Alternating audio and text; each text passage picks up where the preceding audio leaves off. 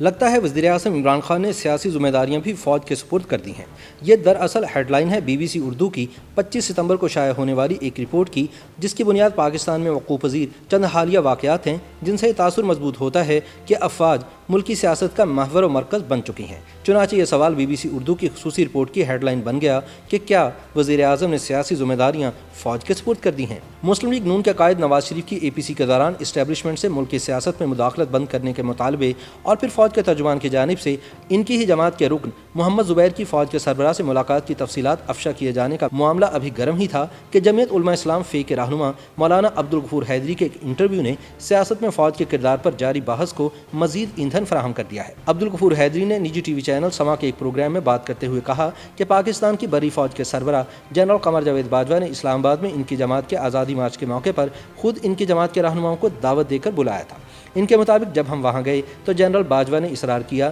کہ مولانا صاحب آپ آزادی مارچ نہ کریں۔ حیدری کا کہنا تھا کہ آرمی چیف نے مولانا فضل الرحمان سے یہ بھی کہا کہ مولانا صاحب ہم نواز شریف کے خلاف جو کر رہے ہیں آپ اس میں مداخلت نہ کریں۔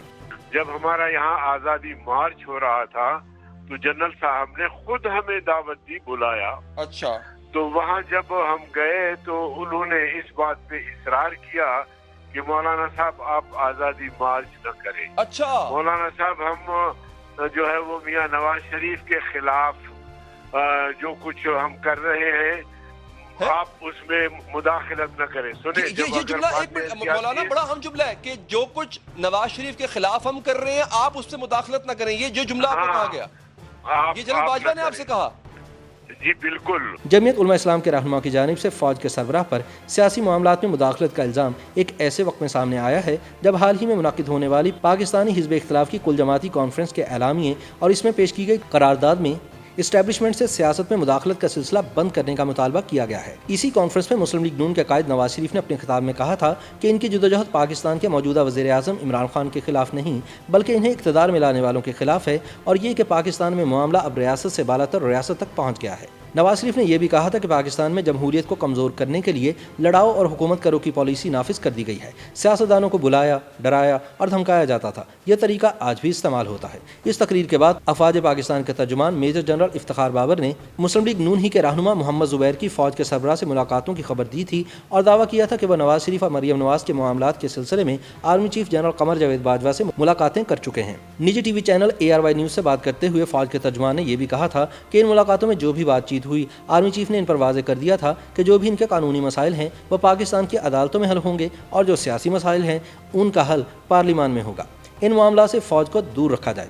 اسی ملاقات کے بعد نواز شریف نے ٹویٹر پر اپنے پیغام میں کہا تھا کہ ان کی جماعت کا کوئی رکن آئندہ انفرادی، جماعتی یا ذاتی سطح پر عسکری اور متعلقہ ایجنسیوں کے نمائندوں سے ملاقات نہیں کرے گا، اور حالیہ واقعات سے ایک بار پھر ثابت ہوتا ہے کہ کس طرح بعض ملاقاتیں 7 پردوں میں چھپی رہتی ہیں اور کس طرح بعض کی تشہیر کر کے مرضی کے معنی پہنائے جاتے ہیں۔ نواز شریف نے کہا کہ یہ کھیل اب بند ہونا چاہیے۔ نواز شریف کے اس بیان اور پھر عبدالغفور حیدری کا انٹرویو سامنے آنے کے بعد پاکستانی سیاست میں فوج کے کردار پر ایک مرتبہ پھر بحث تیز ہو گئی ہے۔ تو کیا اب بھی ملک میں ایسے لوگ ہیں جنہیں اس بات پر یقین نہیں کہ ملک کی باغ ڈور کس کے ہاتھ میں ہے؟ صحافی اور تجزیہ کار مجیب الرحمان شامی کے مطابق پاکستان کے موجودہ حالات کسی سے پوشیدہ نہیں ہیں اور ملک میں اندرونی استحکام ہو یا دہشت گردی کے خلاف جنگ، اس حوالے سے پاک فوج کے کردار کی اہمیت بھی بڑھتی چلی گئی ہے۔ اب جس طرح سے خبریں آ رہی ہیں کہ مختلف سیاسی جماعتوں کے رہنماؤں نے مختلف اوقات میں آرمی چیف سے ملاقاتیں کی ہیں اور غفور حیدری کی جانب سے کیے گئے انکشاف کی ضرورت بھی اس لیے پیش آئی کہ جب یہ کہا گیا کہ مولانا فضل الرحمان نے 1 on 1 ملاقات کی تو اس کی وضاحت کر دی گئی کہ انہوں نے اپنے وفد کے ہمراہ ملاقات کی تھی۔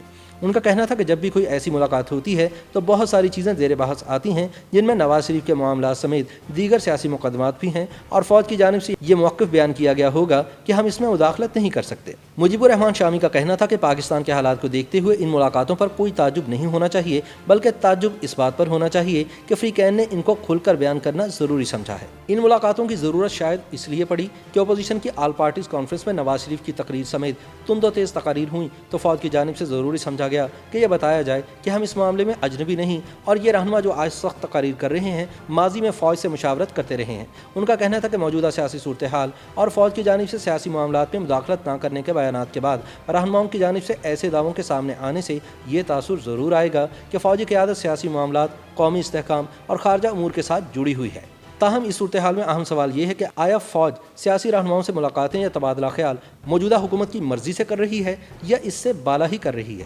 تجزیہ کار مجیب الرحمان شامی کہتے ہیں کہ لگتا ایسا ہے کہ وزیر اعظم عمران خان نے یہ فریضہ فوجی قیادت کے حوالے کر دیا ہے کہ وہ ملک کے سیاسی رہنماؤں سے بھی معاملات حل کریں اور ملک میں امن و امان قائم رکھنے میں بھی اپنا کردار ادا کر دیں۔ پاکستان کی سیاسی تاریخ میں فوج کے کردار پر ان کا کہنا تھا کہ فوج نے بار بار سیاست میں مداخلت کی ہے اور مارشل لاز بھی لگے ہیں، لیکن ان کا کہنا تھا کہ اس وقت ملک میں مارشل لا نہیں اور ایک دستوری حکومت ہے، لیکن لگتا ہے کہ وزیر اعظم اپنے سیاسی فرائض پورے نہیں کر پا رہے اور انہوں نے اپنے فرائض کا ایک حصہ فوجی قیادت کے سپرد کر دیا ہے۔ یونیورسٹی آف اوکلاہوما میں جنوبی ایشیا کی سیاست پڑھانے والے پروفیسر عاقل شاہ کہتے ہیں کہ غفور حیدری کے انکشاف تجزیہ کاروں اور ماہرین کے بھیس میں فوج کی حمایت کرنے والوں کے لیے شرم کا مقام ہے۔ روزنامہ ڈان کے سابق مدیر عباس ناصر نے کہا کہ deputy D G I S P R Sheikh Rashid اور ڈی جی نے حکومت کون چلا رہا ہے کے حوالوں سے خبروں اور اطلاعات کا بند توڑ دیا ہے۔ صارف علی حسنین بھٹی پوچھتے نظر آئے کہ نواز لیگ کے رہنما محمد زبیر کے بیان کی تو فوراً تردید آ گئی تھی، لیکن غفور حیدری کے بیان کی تردید اب تک کیوں نہیں آئی؟ سعد فاروق نامی صارف نے طنز کرتے ہوئے لکھا، مولانا عبدالغفور حیدری نے کافی وضاحت سے بتا دیا ہے کہ سیاستدان کیوں چیف سے ملتے ہیں۔ امید ہے سب کو تسلی ہو گئی ہوگی۔ YouTube پر گوگلی نیوز دیکھنے کے لیے youtube.com کی سرچ بار میں googly news T V type کریں۔ گوگلی نیوز کے پیج پر سرخ رنگ کے سبسکرپشن والے بٹن پر کلک کرنا نہ بھولیے۔ YouTube پیج پر اپلوڈ ہونے والی ویڈیوز سے باخبر رہنے کے لیے بیل آئیکن پر کلک کیجیے۔ آپ کو ہر نئی ویڈیو کے بارے میں نوٹیفیکیشن موصول ہو جائے گا۔